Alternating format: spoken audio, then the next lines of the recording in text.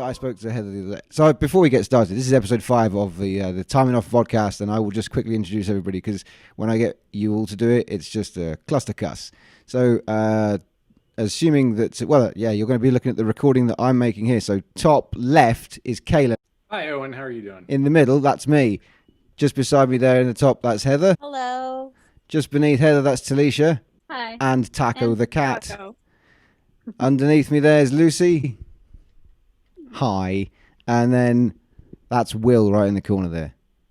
Hello. Nice to see you all. Welcome back. Thank you for coming. So first of all, how is everybody? Is everybody okay? I submitted my final assignment of the semester this afternoon, so I am done. You are done. That's Well, it now. until So September, you actually I get a kind of a summerish sort of. That's- You can go outside. Just in time for the nice weather. Okay, Yes. bye, Taco. Yes. Cut off all your jeans. It's time to make jorts. I mean, you might have to since all the clothing stores are closed. That's true. Exactly. You can just reconstitute all of your clothes now. We'll make And them then into you'll sew them back. zip-ons. You just Or sew that. them back up in the fall. Exactly. The bottoms. It's gonna be the style. Yeah, It's a yeah. closed system. I love it. The new quarantine style. Yeah. Kaylin, you've not been with us before. What have you been doing with yourself? I just finished grading things last week, so I'm now done until whenever school starts back up.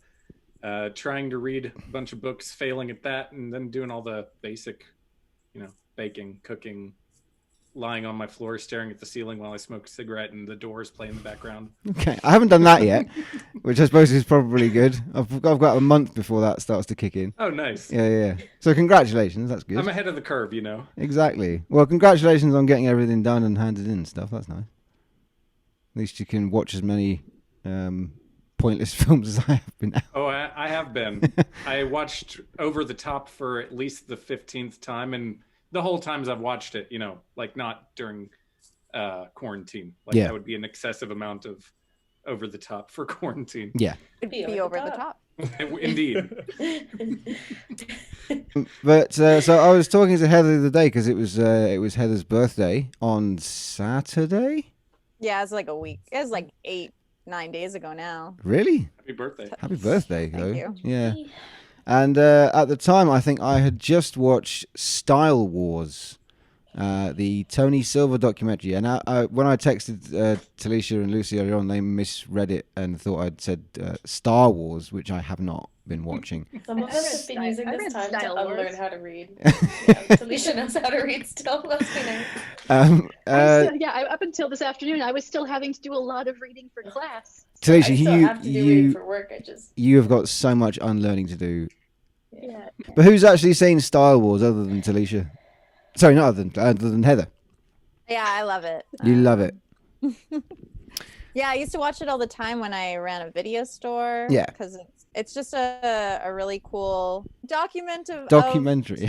Street culture Yes. in New York in the early 80s. Yeah, so as Heather says, it's an examination of hip-hop culture and its American roots, and produced in collaboration with renowned photographer and videographer of hip-hop culture, Henry Chalfant, as well.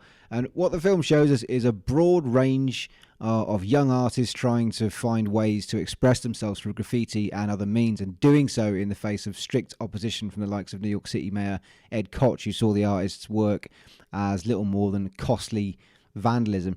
And given that the city of New York was also combating that form of expression in various ways, like large-scale cleanup operations on a daily basis, a lot of the work would only have a very short lifespan. So there's also a wonderfully ephemeral nature to it, as though each mural has a brief citywide exhibition on the side of a moving train before it gets removed and replaced by something else. And in that sense, the film really illustrates graffiti art as a guerrilla art form. While the film is certainly not an unbiased reflection of a very important time in the history of hip-hop culture, it does present us with a range of views surrounding the subject, from the various graffiti crews themselves to police officers, art critics and subway maintenance officers, as well as commuters and interviews with people on the street. So overall, the film isn't just an expose of a movement in art and street culture. It's also a very beautiful time capsule of a city in perpetual motion and transition. So it feels like a quintessential document of New York at a very pivotal cultural moment. But as well as all of that, as well as capturing the densely artistic and creative elements of hip-hop as an emerging form of expression, the film itself is a fiercely artistic examination of New York as a kind of epicenter of cross-cultural pollination and the massively influential artists that arose during that period of time. Graffiti artists like Crash, Case 2, Dondi, and Dez. Breakdancers like Crazy Legs and Frosty Freeze, as well as an incredible soundtrack with tracks from Rammelsy and K-Rob, Treacherous 3, Grandmaster Flash, The Sugar Hill Gang, Trouble Funk, and just loads more. This is also a film you can find on Kanopy, so if you do decide to do that, you will also find a few other films on the subject of graffiti and street art featuring artists like Banksy and Basquiat. There's also Les Blanc's Batman Alley about graffiti in Sao Paulo and Brazil, films about boxcar graffiti, indigenous graffiti artists. There's a whole list of things to work your way through if you so desire, which is fantastic. Dare I say it, though, the film is an indispensable masterpiece.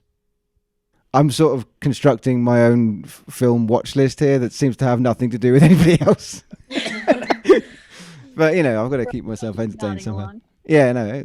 Has anybody watched anything particularly interesting in the last week or so? Yeah, it's been about a full week since we last spoke, actually. Will has. Oh, yes. Will's watched one of my favorite movies that has... Is it really one of your favorites? I love it so much, and it's long been derided as the worst movie ever made, which is a complete utter travesty. Yeah, I know. It's not even like it's good. I don't see... You know what? I'd love to know what it is. Really? Because actually we're going to talk about it. We're going to talk around it. You're just not going to... Our very lovely Shania was offering to let us borrow the DVDs that we have at work. And so one of the ones that I borrowed was Elaine May's Ishtar. Oh, yeah. Which I watched. I think I watched it yesterday. Okay. It's like brilliant. I don't know, like it's just like hilarious and like the perfect satire of like American politics while also being just like profoundly charming. Yeah. It's great. What is it about? It's about Warren Beatty and what's that guy's name? Dustin Hoffman. Okay. Who are two of maybe the worst songwriters you've ever heard, and they get offered a job to go sing in Morocco or something, and then they get like wrapped up in this weird CIA conspiracy about the Middle East, and it's just like madness, but it's great. Okay. And the songs are literally some of the worst songs you've ever heard. I think Paul Williams is the guy who wrote all of the songs, and I saw this documentary or clip on YouTube somewhere once where he talked about how that was one of the most fun jobs he ever had because he was setting out to purposefully write all of these purposefully terrible singer-songwriter songs. Wow. And they're absolutely delightful. Okay. Ishtar, you say? Ishtar. Yeah. Ishtar. It's on the list. It's pretty good. Going to write it down left-handed, so I won't be able to read it later. Yep. Just a scribble.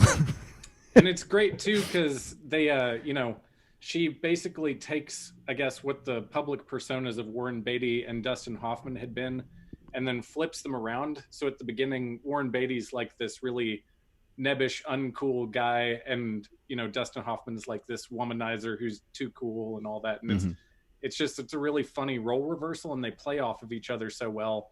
And that's before you get into any of the weird like Raiders of the Lost Ark prophecy CIA plot with Charles Grodin in it.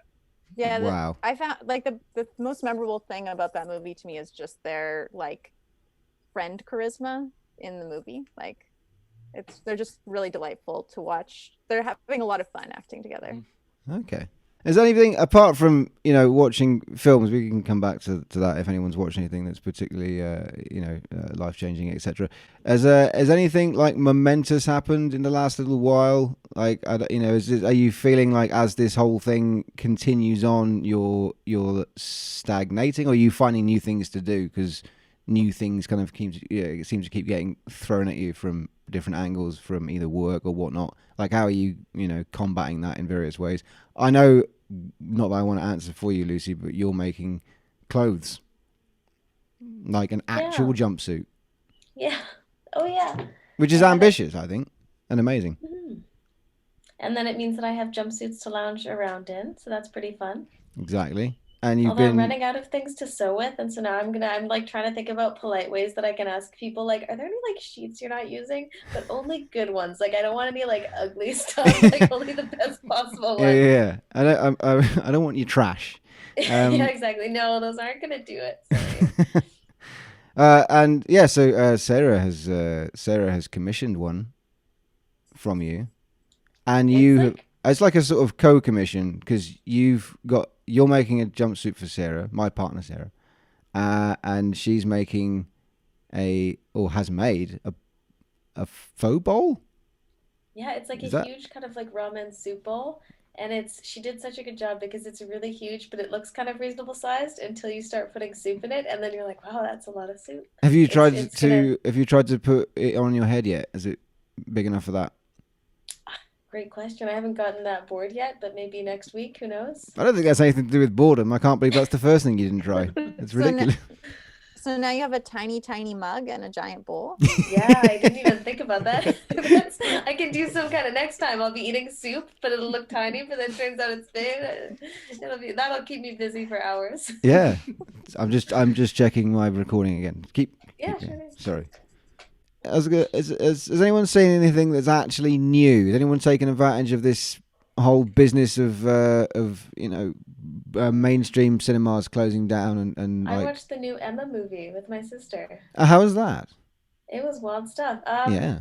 Parts of it were really bad, but it was like overall a really enjoyable watch, and just like, yeah, sure, why not?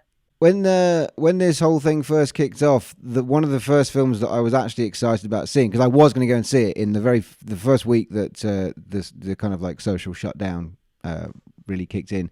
The Invisible Man came out, and I really wanted to see The Invisible Man because I thought it looked really, really good. So I watched it the other day, and I didn't know that it was written and directed by the guy that made a bunch of the Saw films and the Insidious films as well. I haven't seen the Insidious films, but he made the first Saw film, which I think is a really good film.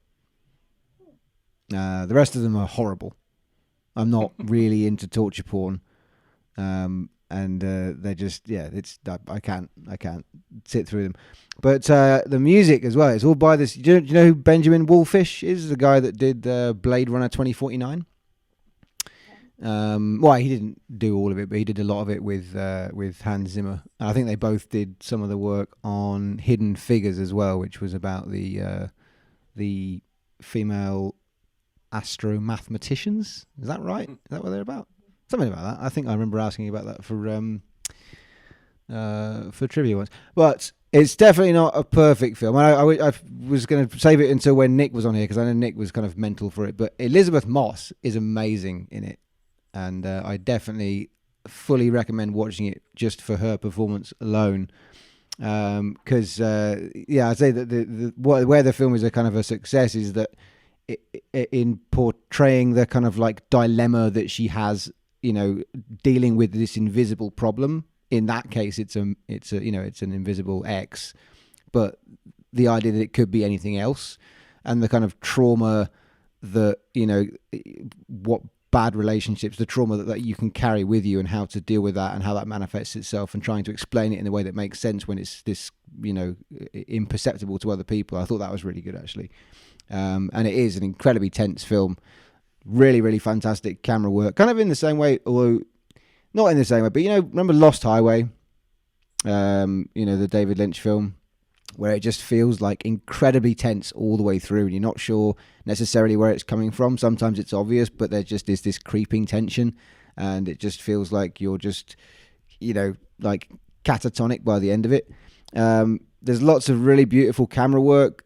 There's sort of panning down corridors and then back to the thing that you saw before, where you're always expecting something just to appear and it doesn't, presumably because he's invisible. It's wonderful, really, really nicely slick film, but it's really good. Anyway, I'd say it's really good. Definitely flawed, but an exciting one to watch. Like if you like a bit of a horror film. I hadn't watched a decent horror film in ages either, so I don't scare too easily anymore. I think my senses have been a bit deadened. Too much exposure as a child. Maybe. To actual horror or horror movies? Horror movies. I'm still susceptible to real horror, like a human. I'm not like, I get it. That's good. That's good. Yeah.